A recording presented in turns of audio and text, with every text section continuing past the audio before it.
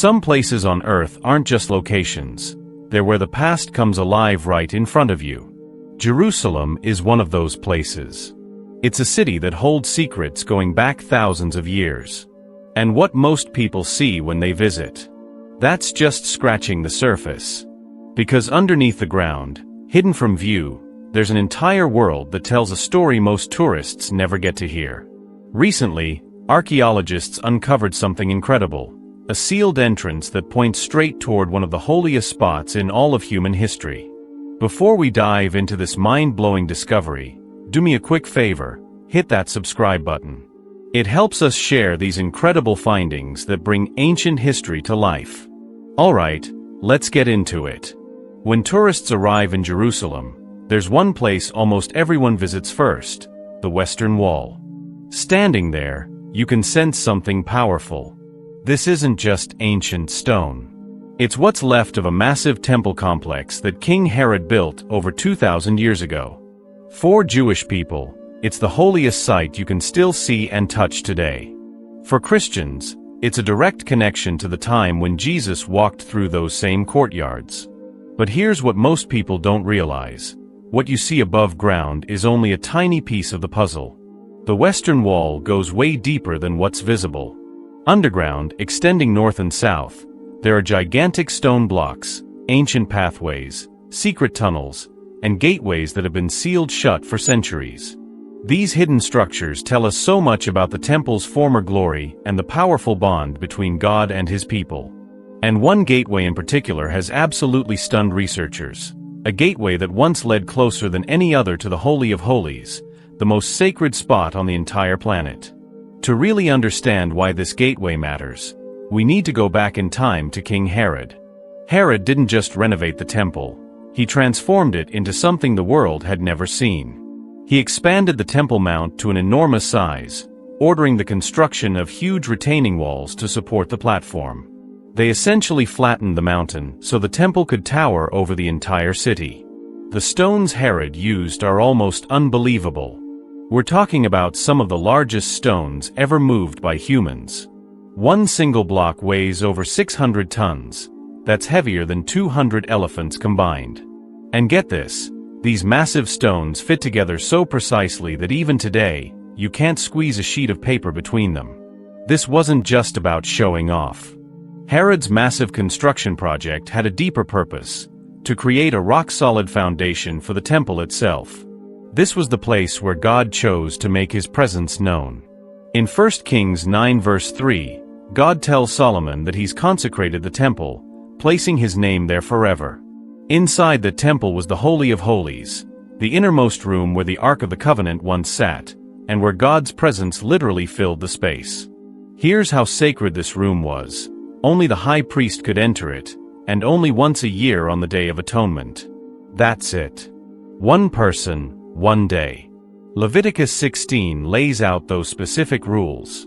So imagine what it would mean to stand as close as possible to that sacred room.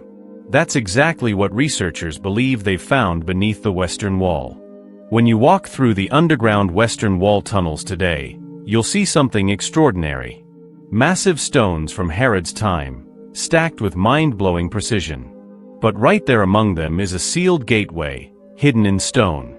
This is Warren's Gate, named after Charles Warren, the 19th century explorer who first documented it. Even though it's been sealed for centuries, scholars are convinced this was originally one of the main western entrances to the Temple Mount. But here's what makes it special. Historical records suggest this gateway led closer to the Holy of Holies than any other entrance. When you stand at Warren's Gate today, you're literally as close as you can physically get to where the Holy of Holies once stood. That's why you'll often see Jewish men and women praying there with such deep emotion. For them, this is the nearest point to where God's glory once lived. So why is this such a big deal? Because in the Bible, the temple wasn't just a building, it was God's dwelling place on earth. After Solomon built it, God said, "I have consecrated this temple by putting my name there forever. My eyes and my heart will always be there." That's 1 Kings 9 verse 3. The Holy of Holies was the center of that presence. It's where God's glory, the Shekinah, filled the sanctuary. And even though the temple was destroyed long ago, the holiness of that location remains. Finding this sealed gate reminds us of biblical truth and shows us how deeply the Jewish people long for God's presence to return to Jerusalem. For Christians, it points us to something even greater, Jesus Christ, who entered the heavenly Holy of Holies on our behalf. Hebrews 9 verses 11 to 12 tells us he became the perfect sacrifice so we could have direct access to God. Here's something fascinating. This gate, like the famous Golden Gate on the eastern side of the Temple Mount, is sealed shut. The Golden Gate is connected to prophecy in Ezekiel. The prophet saw God's glory entering the temple through the east gate in Ezekiel 43 verse 4. He also saw that the gate would be shut, waiting for God's glory to return. That's Ezekiel 44 verses 1 to 2. Think about that image. Two sealed gates. One closest to the Holy of Holies. The other facing the Mount of Olives. Both waiting for the day when God's glory returns. Could these gates be sealed for a reason? Are they waiting for God's plan to be fulfilled? What makes this discovery even more remarkable is how Jerusalem has been built up over centuries, layer upon layer. After the Romans destroyed the temple in 70 AD, new rulers kept building right on top of the ruins. Centuries later, the Mamluks even raised the ground level, which means a huge portion of the western wall now sits underground. That's why so much of ancient Jerusalem is hidden beneath today's streets, like a massive treasure chest buried under the city, just waiting to be opened. And archaeologists are still finding new things. Every time they dig, they uncover more evidence that lines up with the biblical account. Streets from Herod's time, ritual baths, ancient coins. The list goes on. Here's something important. None of this exploration would have been possible without the Six-Day War in 1967. It was only after Israel regained access to the Old City and the Western Wall that researchers could even begin exploring these tunnels. And what they found.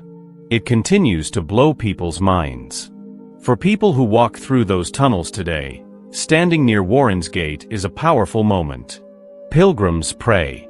Archaeologists study. Believers pause and reflect on the holiness of the spot. You're reminded that God isn't just some figure from ancient history. He's alive and present. Even though the temple is gone, God's promises haven't changed. The Bible tells us that one day, His glory will return to Jerusalem, and all nations will come to worship Him there. That's Zechariah 14 verse 16. Those sealed gates? They're like a silent witness, waiting for that day to come. The discovery of this gate beneath the Temple Mount is more than just an archaeological breakthrough. It's a reminder that God once dwelt among His people. It shows us that His promises never fail. And it gives us hope for what's still to come. Whether you see this as history, prophecy, or both, it's hard not to feel a sense of awe. The Lord has chosen Zion. He has desired it for His dwelling. As Psalm 132 verses 13 to 14 says, "This is my resting place forever and ever. Here I will sit enthroned, for I have desired it." Thanks so much for coming on this journey with me through the hidden tunnels of Jerusalem and the gate that once led closest to the Holy of Holies. If this discovery strengthened your faith or just blew your mind, I'd really appreciate it if you'd subscribe to the channel. We're constantly exploring biblical archaeology and prophecy, bringing you discoveries that connect the past to the present. Thanks for watching, and may God bless you as you keep seeking His truth. I'll see you in the next one.